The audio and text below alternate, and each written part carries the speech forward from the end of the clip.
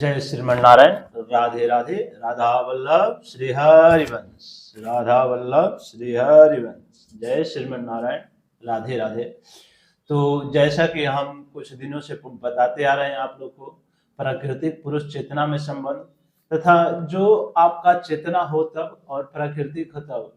प्राकृतिक जो है आपके समस्त भौतिक कारणों के कारण है, यानी जो भी आप कार्य कर रहे हैं, आपको अपने इच्छा की प्राप्ति के लिए जो भी संबंधित कार्य कर रहे हैं, सब प्राकृतिक से ही संबंधित है।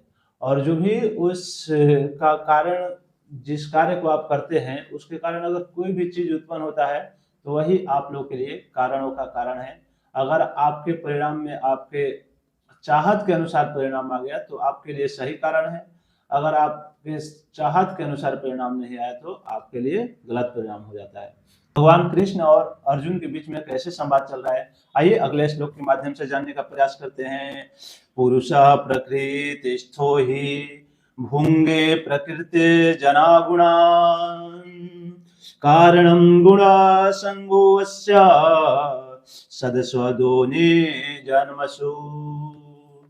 यानी भगवान कह रहे हैं, इस प्रकार जो जीव प्रकृति के तीनों गुण का भोग करता है हुआ प्राकृतिक में ही जीवन बिताता है।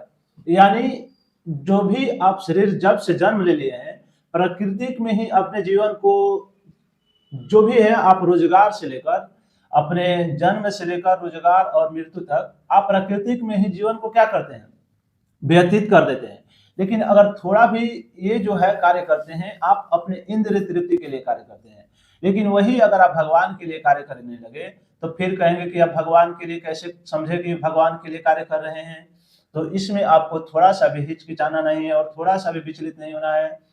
आप गृहस्थ जीवन में रहते हुए भगवत प्राप्ति कर सकते हैं, क्योंकि भगवान कह रहे हैं कि अपने प्रत्येक कर्म में भगवान, अगर आपके अंदर आत्मा में भी बैठे अगर आप भगवान को देख लें तो आप भगवत प्राप्ति कर लेंगे।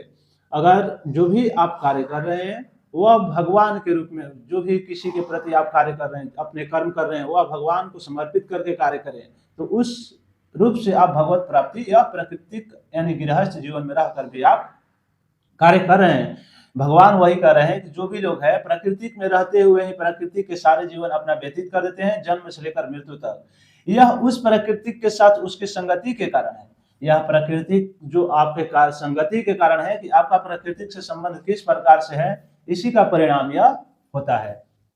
तो इस तरह से उसे उत्तम तथा उधम योनियां मिल रहती है। उसी में जो अच्छा कर्म करता है उसका अगले योनि में अच्छे योनि प्राप्त करेंगे अगले जन्म में। अगर वही इसीलिए कहा जाता है कि अगर आप कोई भी गलत कार्य न करें, आप अपने इंद्रिय तृप्ति के लिए कार्य न कर भगवान के लिए कार्य करें, और यही भगवान के लिए आप कार्य करेंगे तो आप जन्म मृत्यु के चक्र से भी छुटकारा पा जाएंगे और भगवान को भी प्राप्ति कर लेंगे।